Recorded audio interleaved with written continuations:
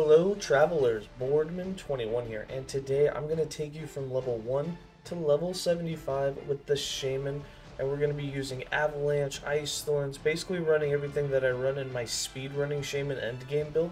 We won't be able to get like the unique Wings of Argentus by the time that you're at level 75, but we'll have you set up to where you can continue on and get that and build into that whole 100 level end game build that I have. Or once you reach level 75, you'll be at a perfect point where you can transition into someone else's Shaman build that you've been wanting to try, or at the very least you'll have your own level 75 Shaman that made it there quite simply, and you'll be able to continue on and just farm what you want. This build will be somewhat of an auto casting speedrunning build by the time you get to 75, or at that point just start testing things out and trying everything that you've wanted to try as a Shaman, try out all of the skills.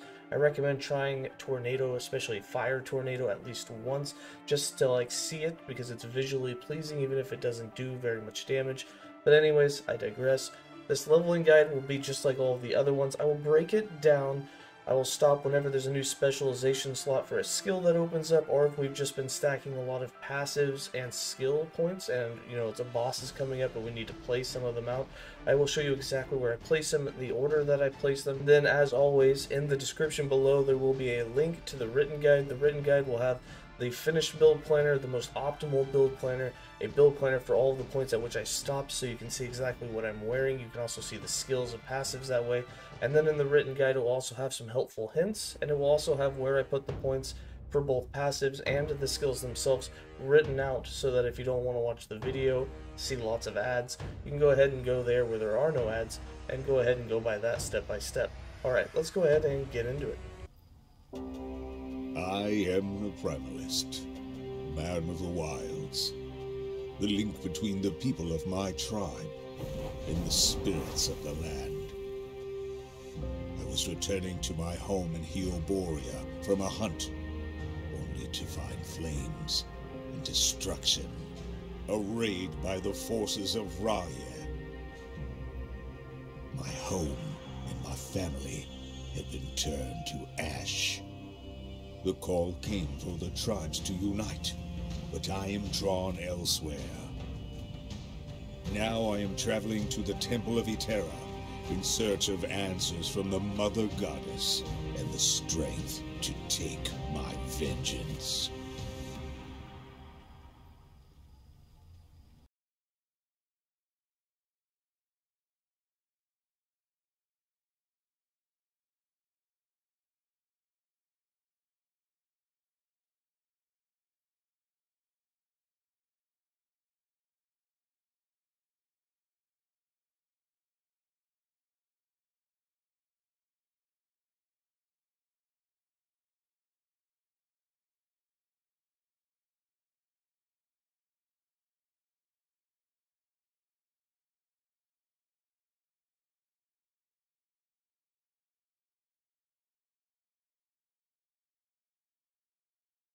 Alright travelers, I am now level 4. We're just getting into the game. We've defeated our first boss. We've found a two-handed staff which we throw, which is going to come in very helpful, especially this early in the game. But as you can see, we're not really wearing any gear yet. We found 8% fire resist, that's it. The first thing that you're going to want to work towards is getting as much void and then as much physical resist as you can. Getting to 30 or 40% early in the game is very, very helpful, especially if it's your first time playing, as the main damage types that you will encounter will be both physical damage types and void damage types. That will be what kills you if it's your first time playing the game. And then you can see we have about 13% armor, and that's it for now. But we did unlock our first skill specialization slot. You can open that up by pressing S. In here you click on it, and then all of our currently unlocked skills, we can select one. We're going to go ahead with this build and go with Ice Thorns. And the reason for Ice Thorns is we are going to be building this entire build around a two-handed staff. And since we're using a two-handed weapon, we're going to be able to inflict the emblem of might, which will make it be free for us. We won't even have to worry about mana when it comes to Ice Thorns, which is going to allow us to cast it for free. And then we're going to turn it into a kind of defensive skill as well. It's going to do some good damage as well. We'll spec into that a little bit later. But for now, we're going to turn it into an insta-cast, which is going to give us crit avoidance and armor when we cast it, which is going to increase our survivability really quickly, really early into the game. So with that first point that we have, we're going to go ahead and make it free to cast. So we're going to put 1 point Emblem of Might. Then we're going to work our way down to Thorn Shield and up to Floric Tides. With only 4 more points, we're going to turn it into an Instacast skill. As soon as you do that, you can put it on Instacast. It starts off with a 4-second cooldown, but you'll be able to reduce that all the way down to 1 second as you put more points into Floric Tides. For passives, we got 2 points. We're going to go ahead and throw both of them into Natural Attunement. This will give you 2 attunement points as well as some lightning and cold resist. Even though those won't be the main damage types that you run into this early in the game, it's never a bad time to start getting towards your capped resistances, which is 75% in this game. Alright, that's going to be it for this update, and remember, in the description there's a link to the written guide. You can open up the build planner there and see exactly what I'm wearing at this point, and for every time that I stop. Obviously I only found a couple of items. We have a 2-handed staff, I believe it was a helm with 8% fire resist. That's all that we have so far. But let's go ahead and continue on.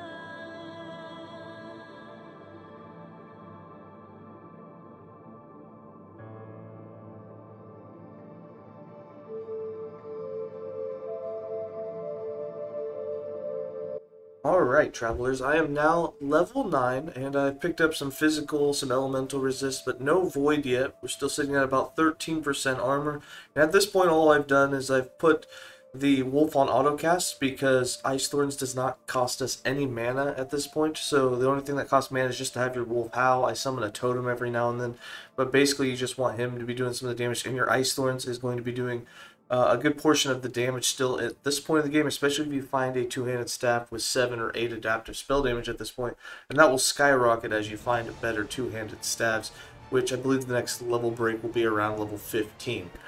For skills, we got 3 more points for Ice Thorns. We're going to go ahead and put 1 in Animophilia for the speed and range, 1 in Thorn Shield. So what this will do is now when you cast it, it's not going to just throw out thorns. They're going to make a shield around you for 1 second, and then the thorns will go out. So it'll still do the same damage, but basically there's a 1 second delay, but for that 1 second, you will have 40 additional armor. And when you get into having it as an insta-cast, that lasts for that, you can get the 1 second to last longer up to 1.9 seconds, and you can have recast.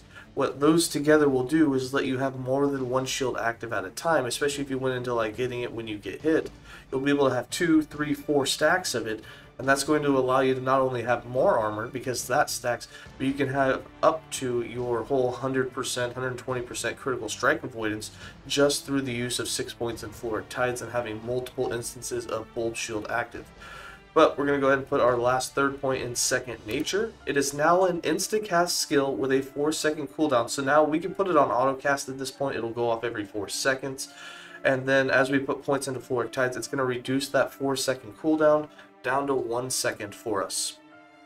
Then we have our second skill to specialize. At this point, we're going to go ahead and go with Swipe. We will be changing this out later, but the reason for Swipe at the moment is since Ice Thorn's automatically going off, since your Wolf is howling and doing its own attacking, you need something in the melee range. And 2-handed staves usually come with a lot of melee attack on them as well. So we're going to go ahead and just use Swipe. And for Swipe, we're going to put our first point into Aspect of the Panther. What we really want to get into is the attack speed and the cast speed. It's just going to make it go faster for us. And we can get into Global Critical Strike Chance and Global Critical Multiplier, which is going to allow Ice Thorns to do a lot more damage. So as we're swiping all of our spells that are based on most of our damage, we'll get a higher crit chance and a higher crit multiplier, which will allow them to do more damage. So that's how we're going to build that. And then for passives, we've got 6 more points. We're going to throw all 6 of them into Natural Attunement, which is going to give us our attunement, a lot more lightning resist, a lot more cold resist. And we go back to that sheet. You can see we're now sitting at 24% cold, 36% lightning, which is great for those this early in the game. We're not even level 10 yet. So now our main focus really is going to be trying to get that void protection up. You can basically, even if the item's worse but it has void resistance on it, you're going to want to throw it on. And that's going to be it for this update. I will see you guys at the next one.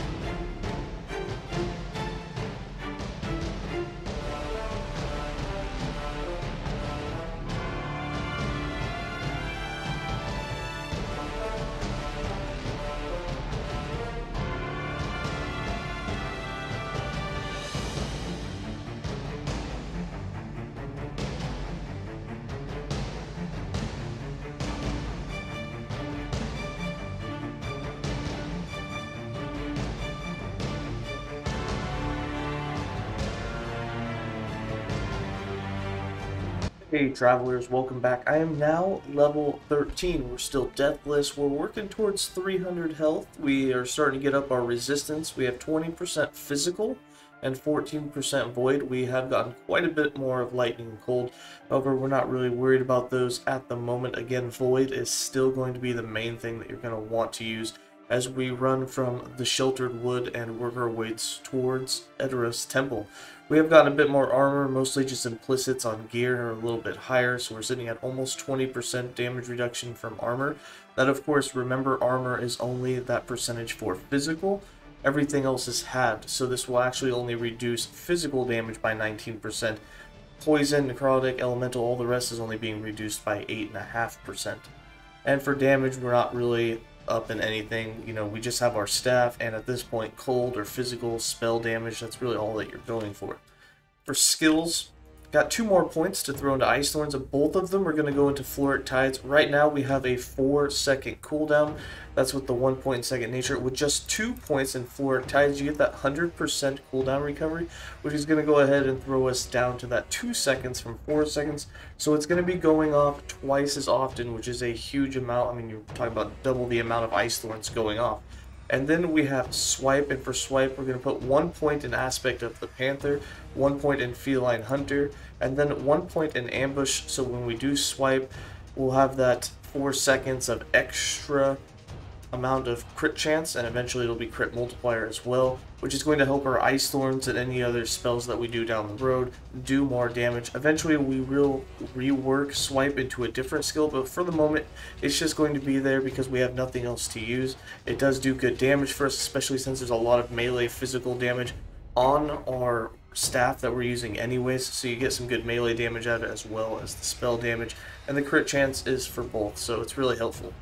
For passives, we have 5 more points. We're going to go ahead and throw all 5 of them into Hunter's Restoration. That's going to give us a bunch more life, and every 3 seconds, the next hit that we do is going to heal us for some life. So we get 10% more overall maximum health, and then every 3 seconds we'll be healed for 40 health when we do a hit.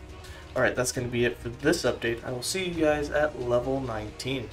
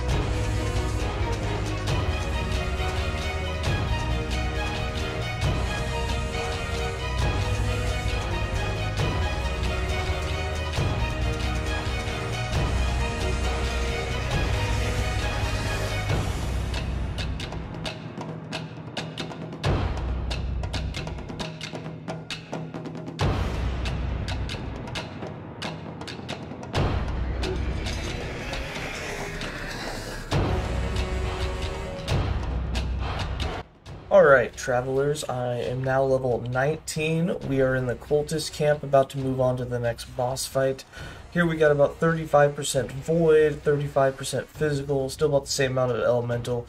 At this point, you just want to start raising all of them up, but for the most part, void is still going to be the primary thing along with physical to go for. We got about 14% armor. It did drop down a bit, switch some gear around. And then for damage, we don't really have that much. We got about 20% cold damage. Really, it's not that much. We did find a new staff, so we have a little bit more adaptive spell damage. I believe I have 11 or 12 now. And then what we also have is for skills, we have our 3rd specialization slot that's opened up. So we're going to go ahead and put in another skill there. However, it will take passive points. So we're going to start with the passives first. We have 6 unspent passive points. Going to go ahead and throw all of them into Wisdom of the Wild. This will unlock Maelstrom, which is going to be our 3rd skill. So then for skills, we're going to have one more point in Ice Thorns. Going to go ahead and put it into Fluoric Tides. This will reduce that 2 second cooldown to a 1.6 second cooldown. It'll also give you, instead of a 10% crit avoidance, now a 15% crit avoidance while you have that shield active. And then for Swipe, we have 3 more points. All 3 of them are going to go into Ambush.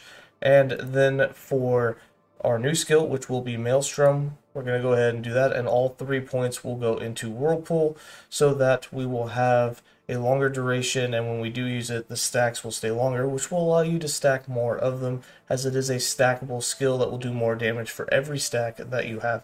It is very mana expensive, so it's not going to be something we spam all the time, but whenever we have extra mana, instead of Thorn Totems, I will probably be throwing down a few stacks of Maelstrom at this point. Alright, that's going to be it for this update. I will see you guys at level 25-ish when we do the Mastery Choice.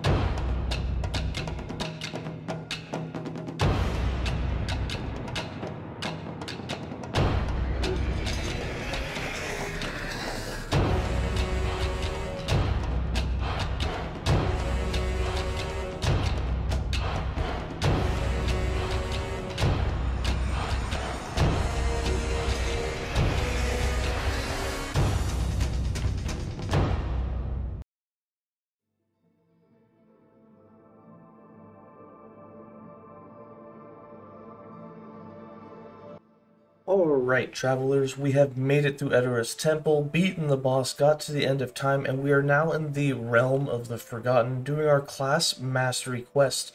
And in this, I am now level 25. For the character sheet, we have at least some of every resistance. At this point, you really want to focus on necrotic and physical, because that's a lot of what you'll run into right after you continue the campaign after the end of time.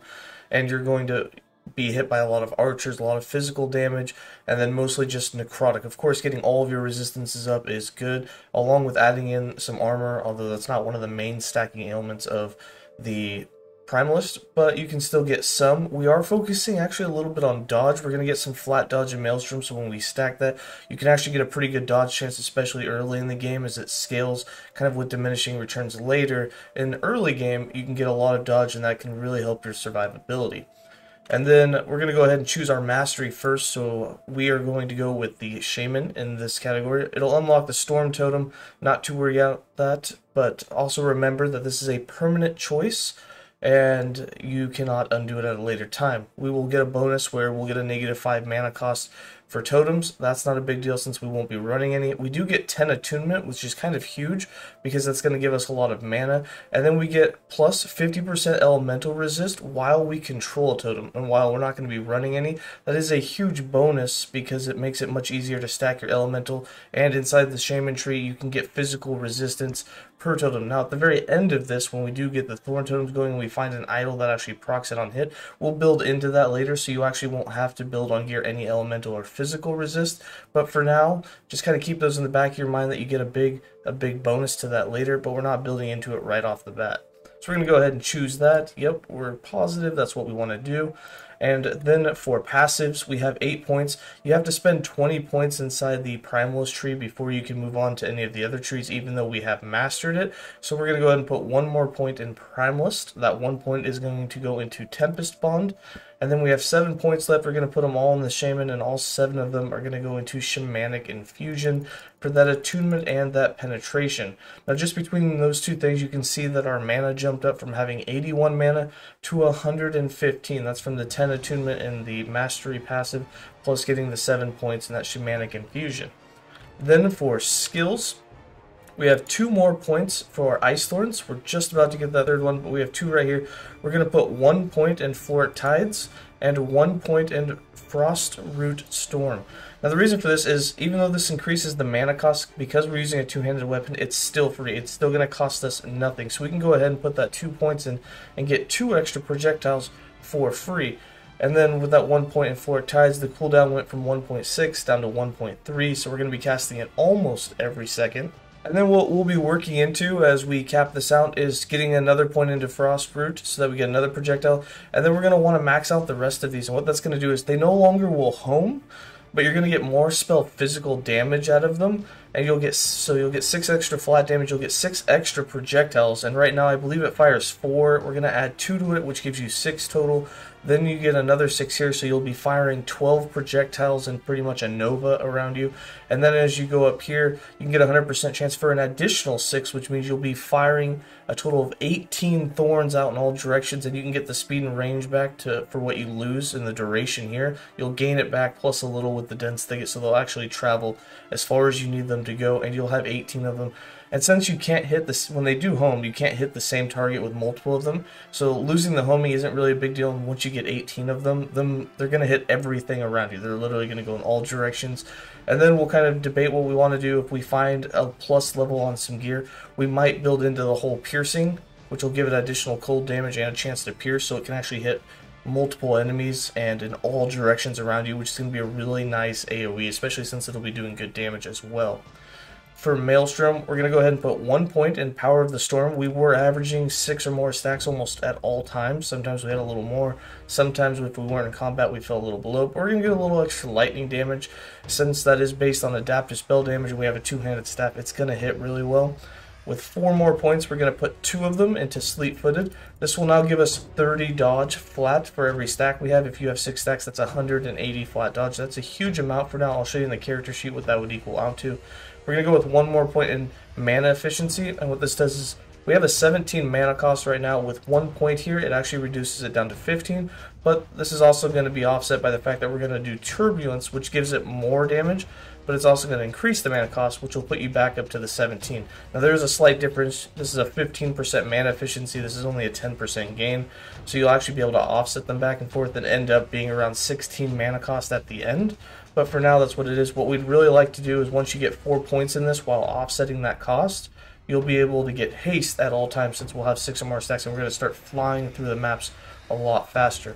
You can take the instacast, and in the speedrunning build that I have, that's endgame, it does have the instacast so that it won't slow you down, but you get a 2-second cooldown, and while you can have 6 stacks and it won't stop you to cast them, you can't really get any more than that. And here we're going to try and, towards the end, if we can get enough cast speed, to have about 10 to 12 stacks at all times, which would be awesome. It's going to do about double the damage.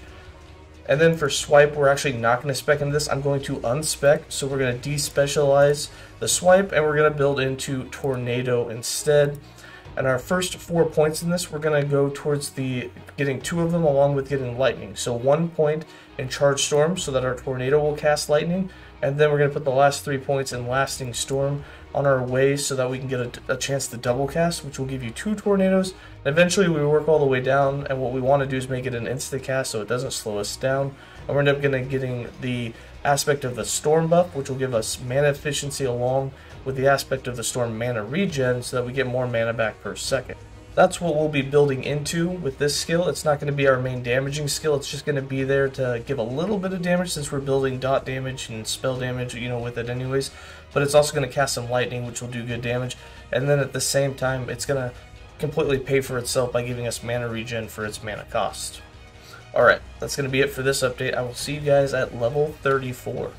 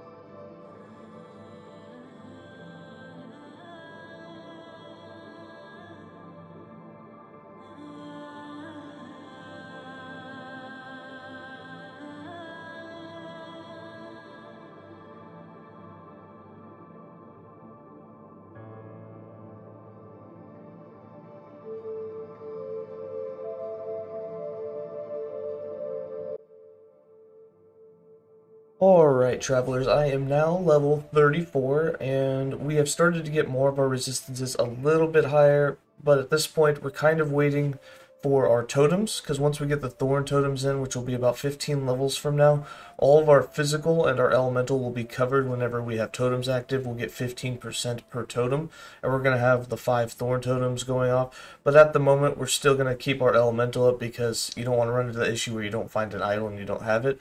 So really focus on this point, physical, void, necrotic. Those are going to be the main ones you want, but as you end up in the next chapter, getting a lot of fire and cold is also going to be what you want. So basically just work on all of them at this point.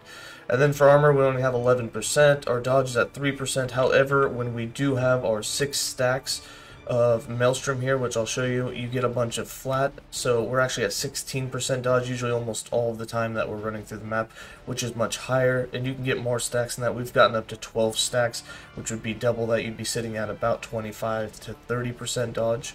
But that's it for the character sheet. And then for our passives, we're going to do first, because we want to unlock Avalanche. We're going to put 1 point in Shamanic Infusion to cap it out, 2 points in Tempest form for that health, and then you'll have a chance to shield and shock on hit. And then we're going to put the rest of our 9 points in Windbringer, which will give us some cold and physical damage as well as some more flat dodge rating. And as soon as we gain 1 more level, I'm going to go ahead and put 1 more point in Windbringer. That'll give us Avalanche, and I'll go ahead and show you where I put the points, because I'm going to do that before the next update just to get it started. So for skills, we got 3 points for Ice Thorns. Going to go ahead and put 1 in Frost Root, 1 in Thorn Burst, and then 1 in Dense Thicket. And just to show you what that's going to look like now, before you had what you were recognizing as about like 6 thorns coming out, and now you have just a massive amount, and they're going to attack everything in every direction. Now there's a 25% chance that you're going to have 6 extras here, so you'll notice the difference when there's the 6 extras. It's going to be even more of a Nova, but as you put 3 more points in there, and you're guaranteed, like that one had way more, they're also going to go further, so they'll start to take up almost the whole screen, and you're going to hit enemies in everywhere, and then we'll of course work into the Pierce at a later time. Then for Tornado, we're going to go ahead and put 4 points into Hurricane. And then we're going to put 1 point in Aspect of the Storm and 2 points in Gust of Renewal. This will make Tornado be a little bit cheaper when you have Aspect of the Storm, but it's also going to give you 6% more mana regen as well. Then for Maelstrom, we're going to go ahead and put 1 point in Turbulence, 1 point in Sleep-Footed to finish it off, and 1 point in Calm. And you'll notice our 17 mana cost went down to 16, and we'll still have 2 more points to put both in Turbulence and 2 points in Calm, and then we'll get that Haste with 6 stacks, which will be really nice and help speed us through the map. And then of course the next skill will be Avalanche, but we don't have it yet. We just need 1 more passive point. But when you do get it, the first 5 points that you're going to get, you're going to put 1 in Mountain Peak, 1 in Precision, 1 point in Wild Path, and then you're going to go down and put 2 points in Unyielding Storm so it lasts longer as we work towards getting it into Hailstorm.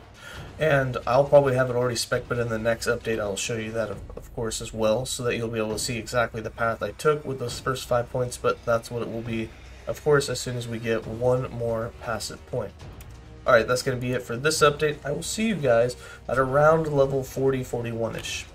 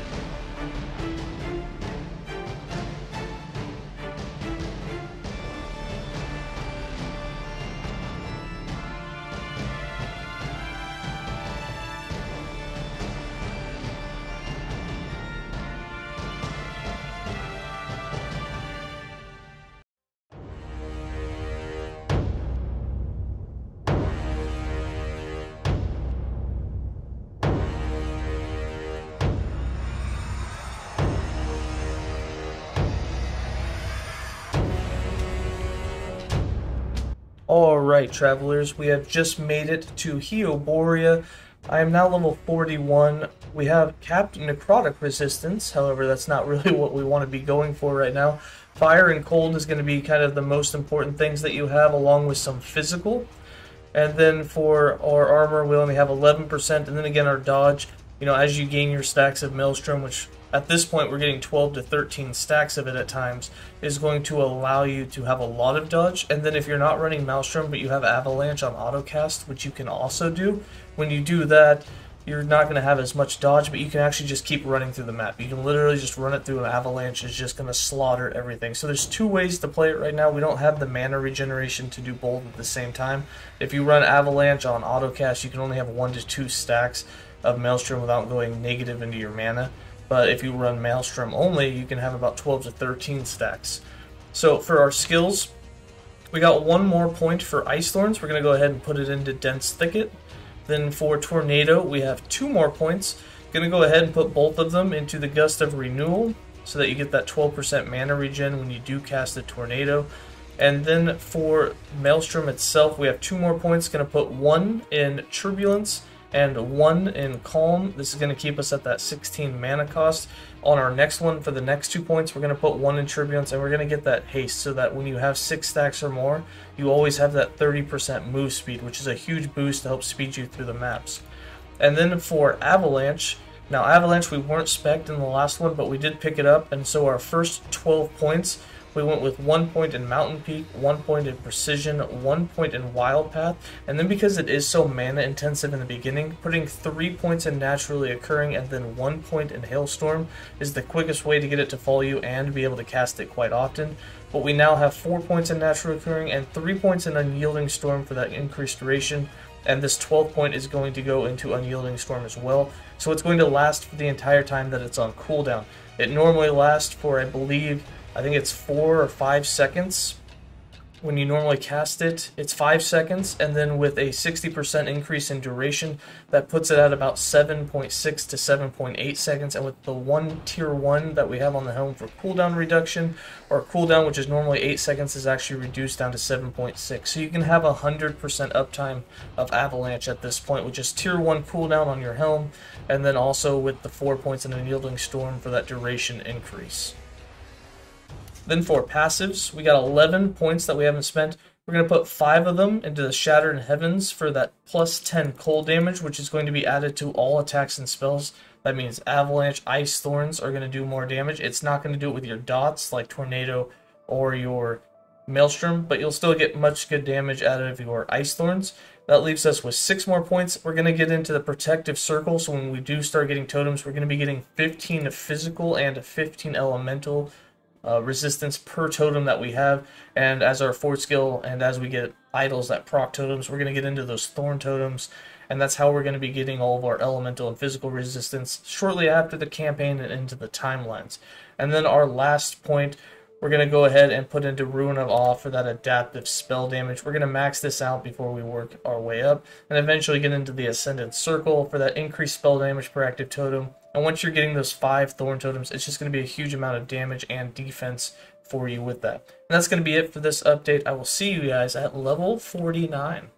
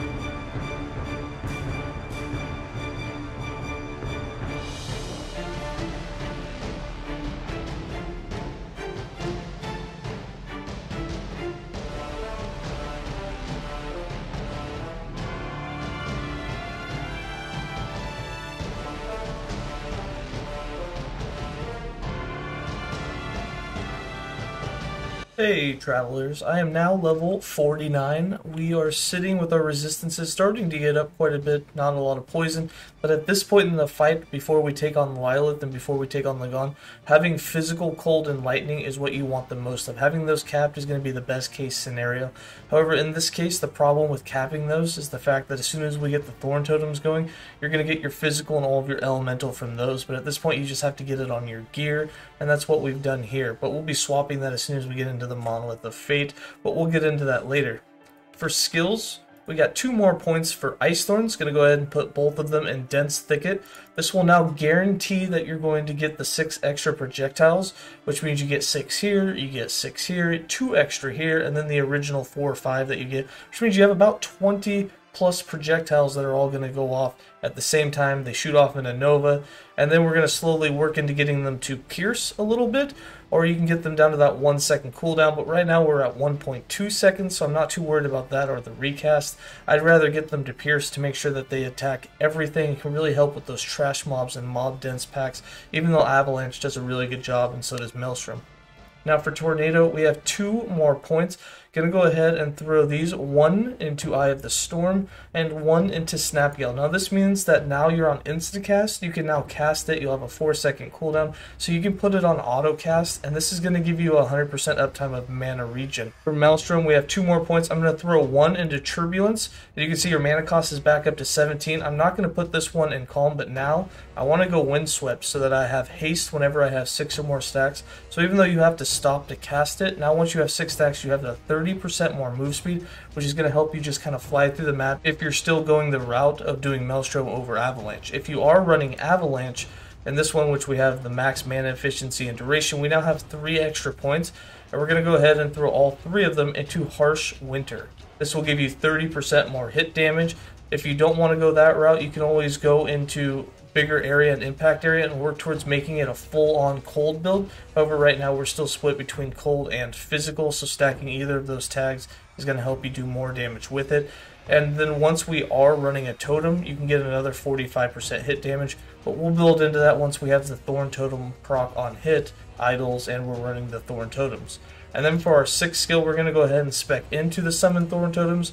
We're going to spec it even though we're not using it yet, and right now we're going to go with 4 points into Forested Expanse and 2 points into Eternal Forest, and basically we want to get to that Grove Mind so that we can get all 5 of them summoned at once. So when we do proc it, we'll get 5 totems, and between our passives giving us 75% elemental and physical resistance, we will also get that benefit of getting more spell damage per active totem when we get to the top of the Shaman tree, and then also we'll get more hit damage with Avalanche when we put 3 points in grounding for that 45% additional hit damage while a totem is active. And then if you have any other passives you've taken for more armor or attack and cast speed while a totem is active, all of those will proc as well. Then for passives, we have 8 more passive points. You have a choice at this point.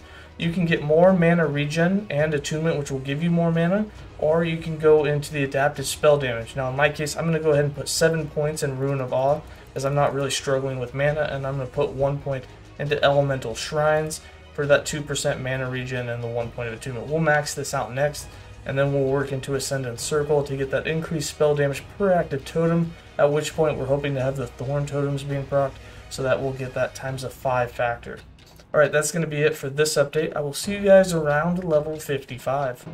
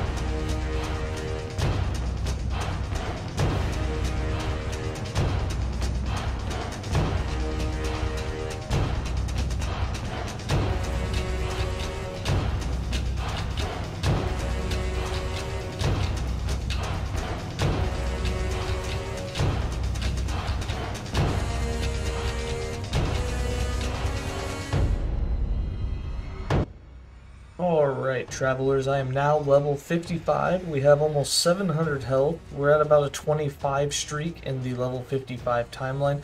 And the reason I'm going for such a high streak and not just taking on Abomination the boss is because once you get to that high streak, you have extra item rarity find and you start finding a lot of the things you need. In fact, I've already found 2 idols that have a % chance for Thorn Totem to be procced on hit, which means we're now proccing Thorn Totem pretty often, which is going to cover all of our physical and elemental resist.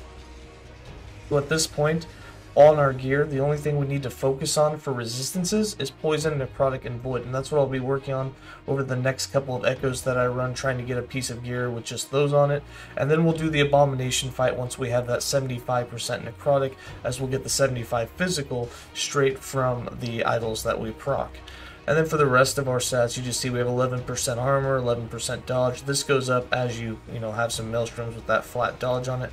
And then for skills, we got 1 more point for Ice Thorns. Going to go ahead and put it into Floric Tides. If you want, at this point, you can work towards the Piercing. I'm going to finish out Floric Tides to get us down to that 1 second. And with our cooldown reduction on our helm, we might even hit 0.9 seconds. And then I'll put 1 point into Cold Prison, and we'll work into that Piercing code. But we're only going to get about 2 or 3 points into that. So we'll have about 50% Pierce chance on average. Then for Tornado, we got 1 more point. Going to go ahead and put it into the Storm Dervish so that when we have the aspect of the storm, this will increase our cast speed. The reason that's important is the higher cast speed you have, the less of a stutter you'll have with both Maelstrom and with Avalanche when you cast them. And then we're going to get into the aspect of the storm duration, so you can get 100% uptime of these buffs that you get out of it. On that 4-second cooldown, you want to have at least a 4-second duration. Then for Maelstrom, we have 1 more point. Going to go ahead and put it into the Calm to reduce us back down to a 15 mana cost. So now that it only costs 15 mana, that's going to save you 2 mana every time that you cast it, obviously.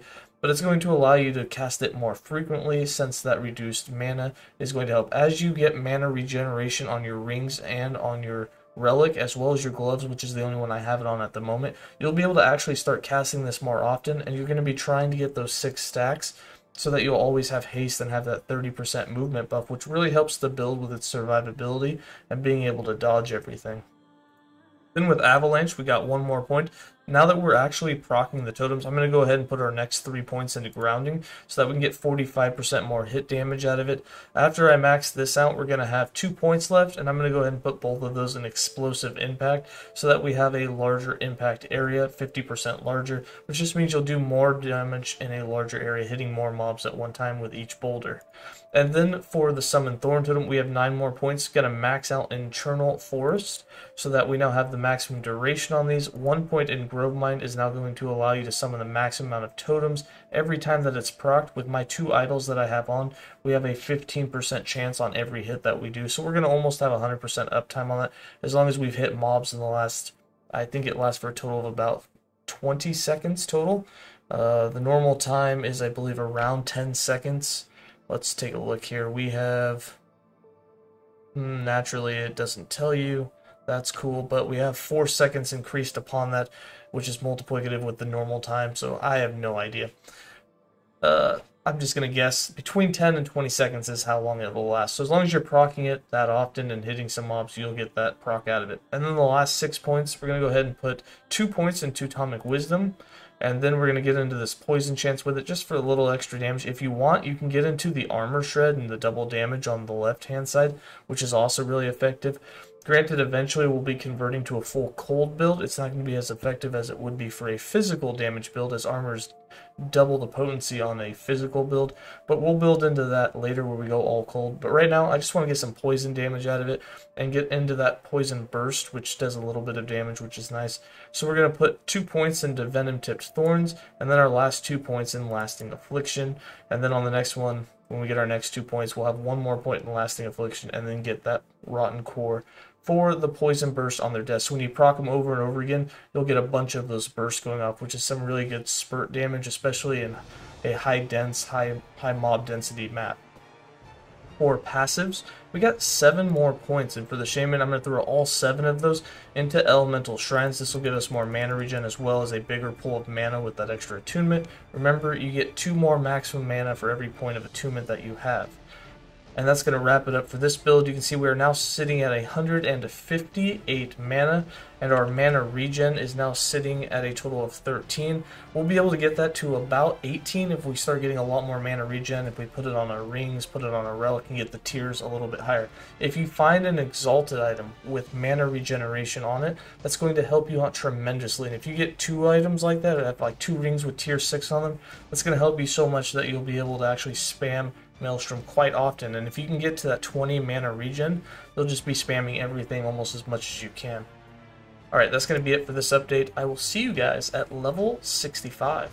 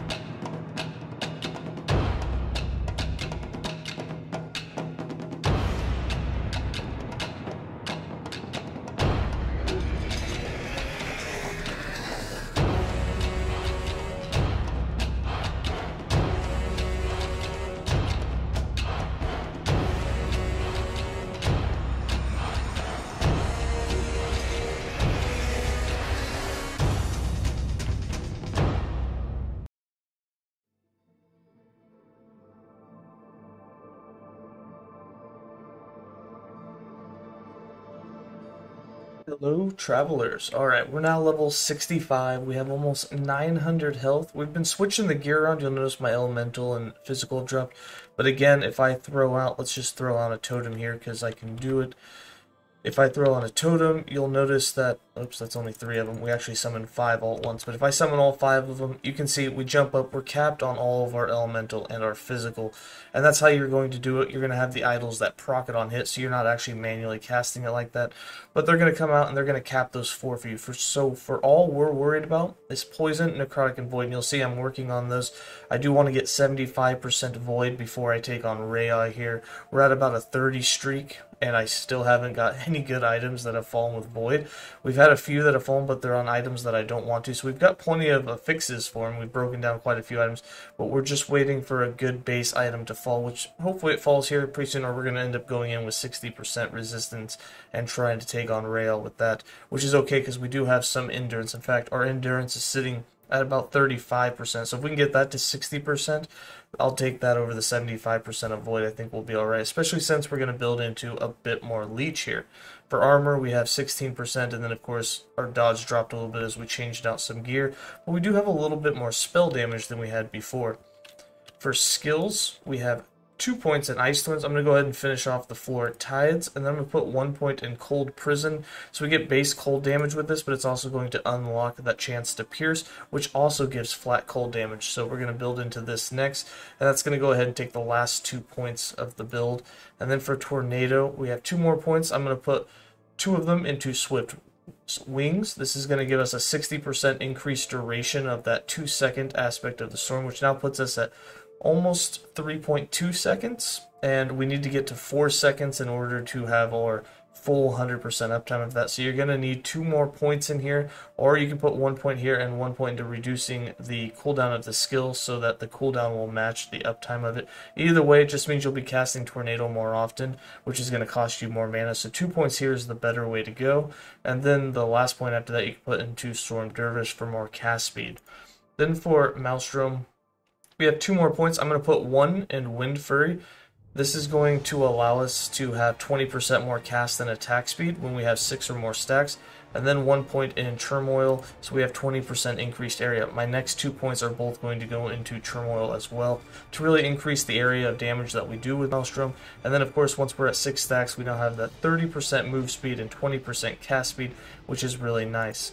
For Avalanche, we have 2 more points. Both of them are going to go into grounding, so we have another 30% additional more damage when we have at least 1 active totem, which we'll have 5 active at almost all times.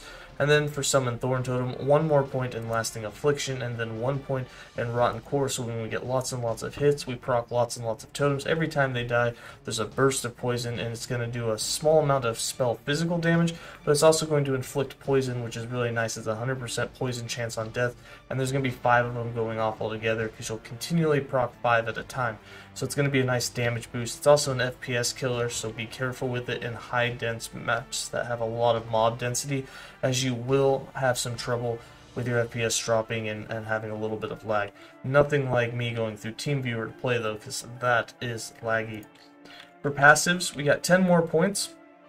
We're going to go ahead and throw 2 of them into Blood Claws, since we do have quite a few physical skills here, which would be both the Ice Thorns, the Avalanche, and for some reason Tornado has a physical tag. I'm not sure how much physical damage we're actually getting out of it, since, you know, it's a dot build, but maybe it's a dot physical. I don't know exactly how that one works, but it's there. Maelstrom doesn't have that tag, but we're going to go ahead and go with 2 points in Blood Claws. That's going to give us 4% more physical of damage that we do, leached as health, which is going to be a nice increase. We also get some physical damage penetration.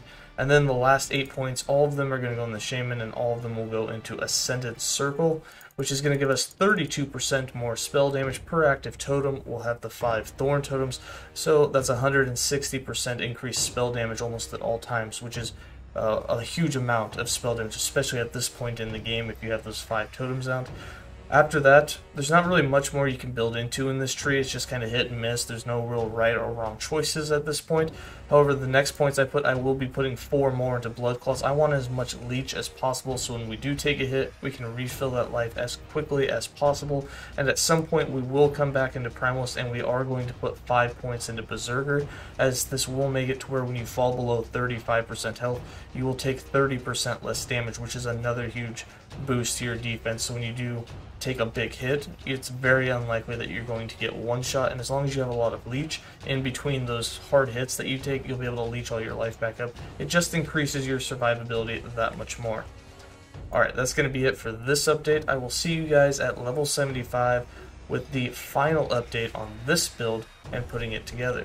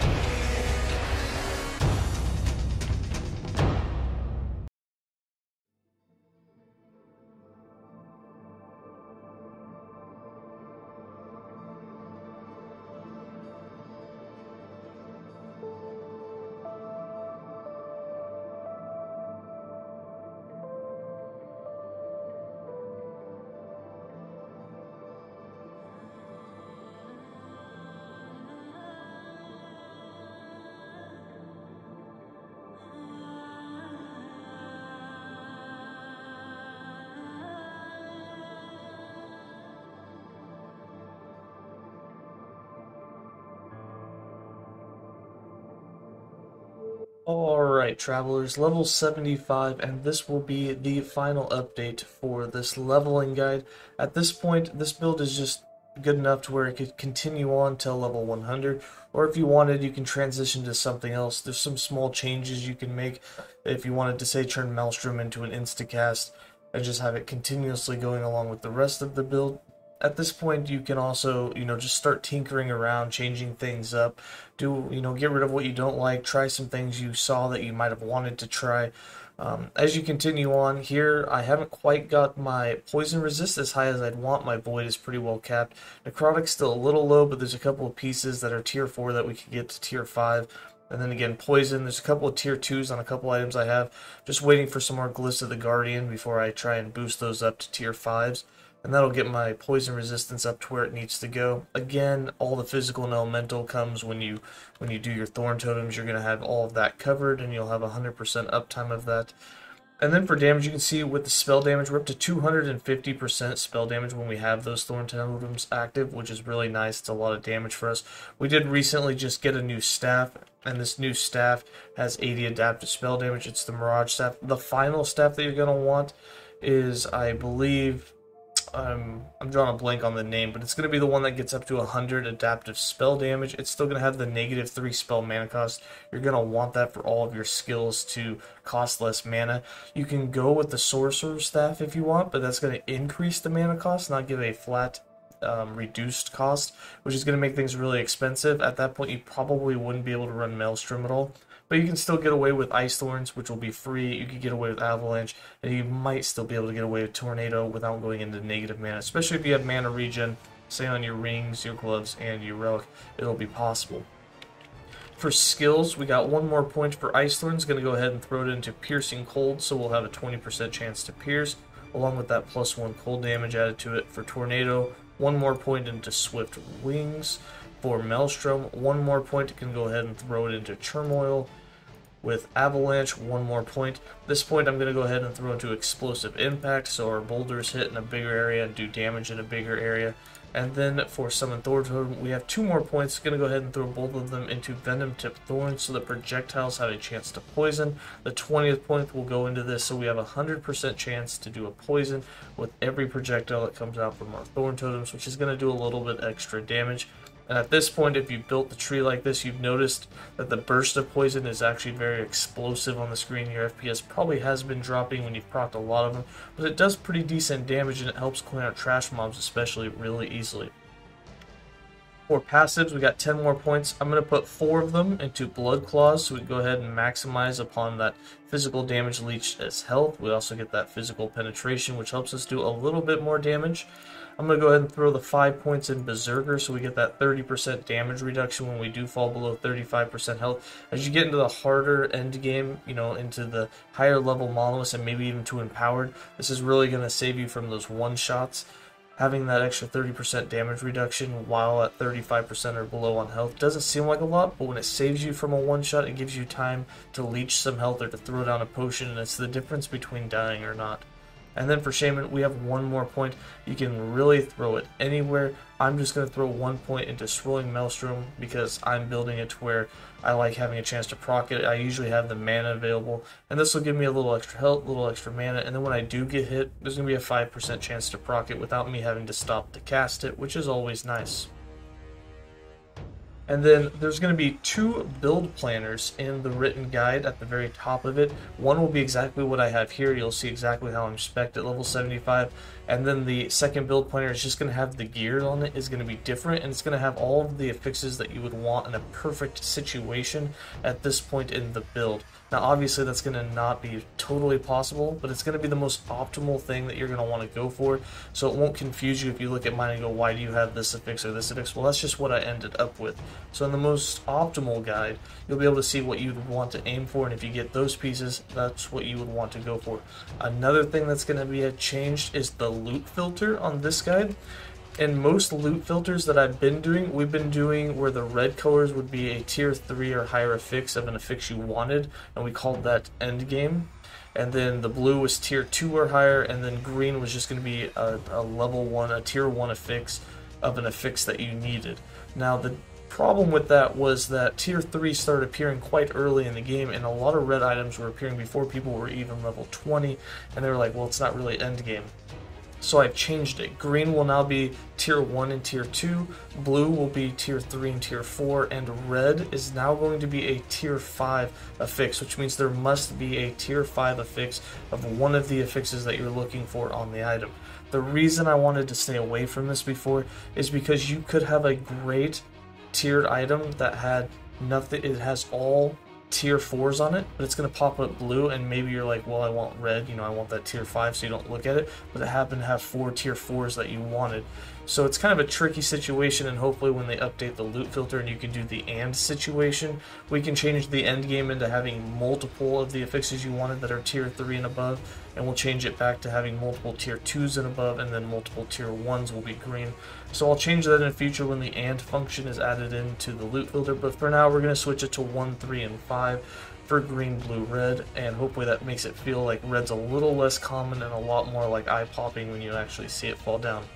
Anyway, that's going to be it for this leveling guide. I hope it was easy to follow. I hope that, you know, RNG was on your side. You got some really good drops. I got 2 idols that proc chance for the Thorn Totem, which those are rare, so getting 2 of them probably not going to happen. But with as many echoes as I ended up running, the odds of you getting at least 1 is usually pretty high. So as long as you get 1, get those Thorn Totems going, you'll get your resistance up, and it's going to make it a lot easier for gearing. Anyways, as always, stay safe, travelers, and until next time, see you later.